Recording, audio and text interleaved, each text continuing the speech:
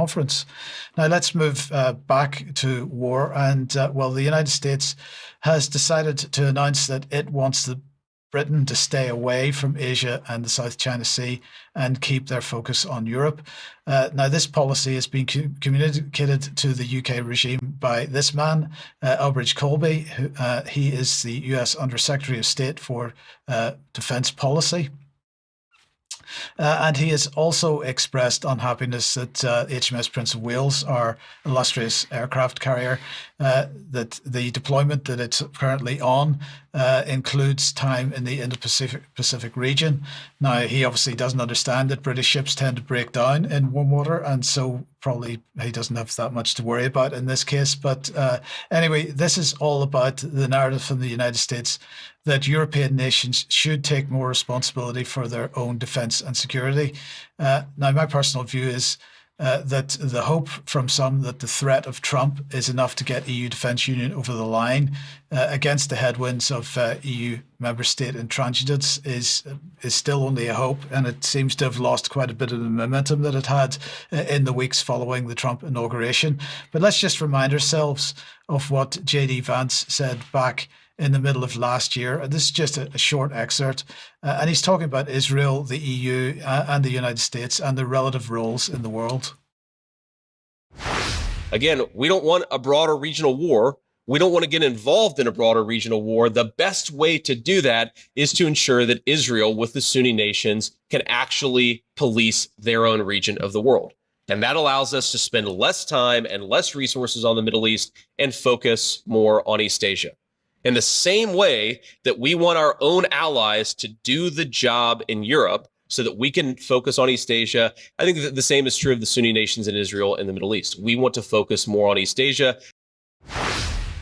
So that's absolutely clear. This has been a consistent message from the United States for months, certainly from the Trump side of the aisle.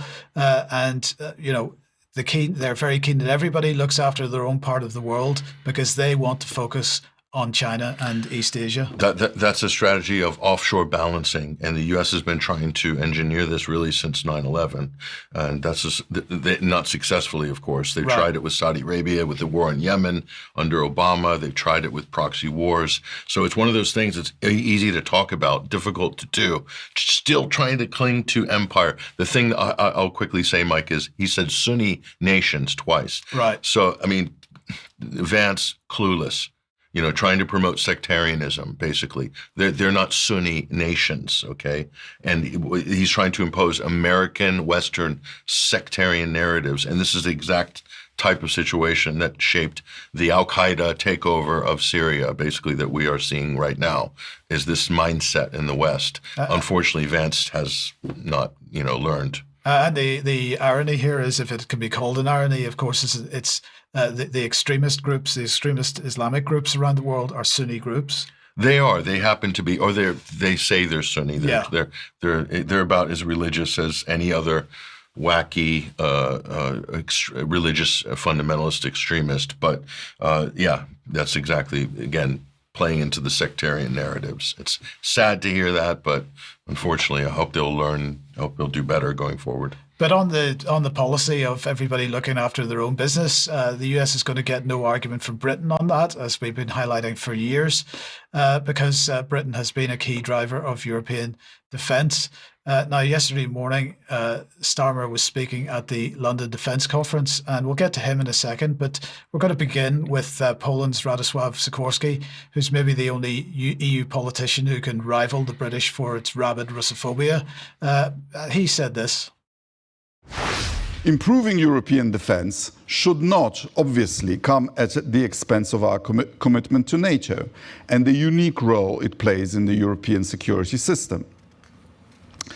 Therefore, instead of advocating strategic autonomy for Europe, it is, in my view, better to call it strategic harmony of the European Union and NATO. It's really staggering to me how this point has to keep being made. There was never any question of European Defence Union replacing NATO. It was always the case in every document that the EU published on this topic that it would be a defence union within NATO. In other words, it would bring the European Commission onto the NATO board, if you like, and as a formal participant. But anyway, as for Starmer, he simply lied through his teeth in his presentation at that conference. Here's what he had to say. The British people have already paid a price for Putin's aggression in Ukraine with rising bills and prices. Russia already menaces our security.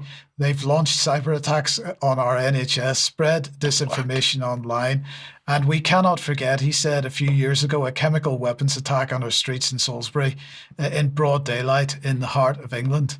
And in the coming in the coming weeks, he said, we're going to publish a first of its kind root and branch strategic defence review. It will scrutinise every aspect of defence to determine how we can best meet the threats of the day and return Britain to war-fighting readiness. And I mean, really, how do we do that? Where's he going to get the personnel? And what's the need for this? And if he's talking about the cost of living crisis being driven by Russia, no, it isn't. It's being driven by him, his predecessors, and undoubtedly his successors as well.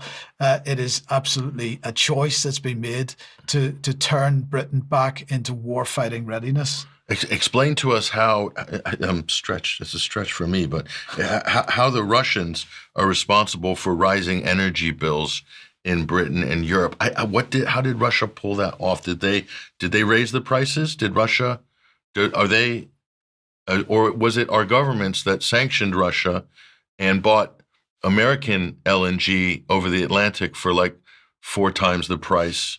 And the fake markets run out of the City of London, the middlemen, energy buyers jacked up the price, the spot price of gas. Is it them or is it Putin?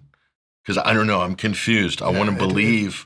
You want to believe Keir? I want to believe Keir, but it doesn't add up. But anyway, that's just me. Sometimes I get confused.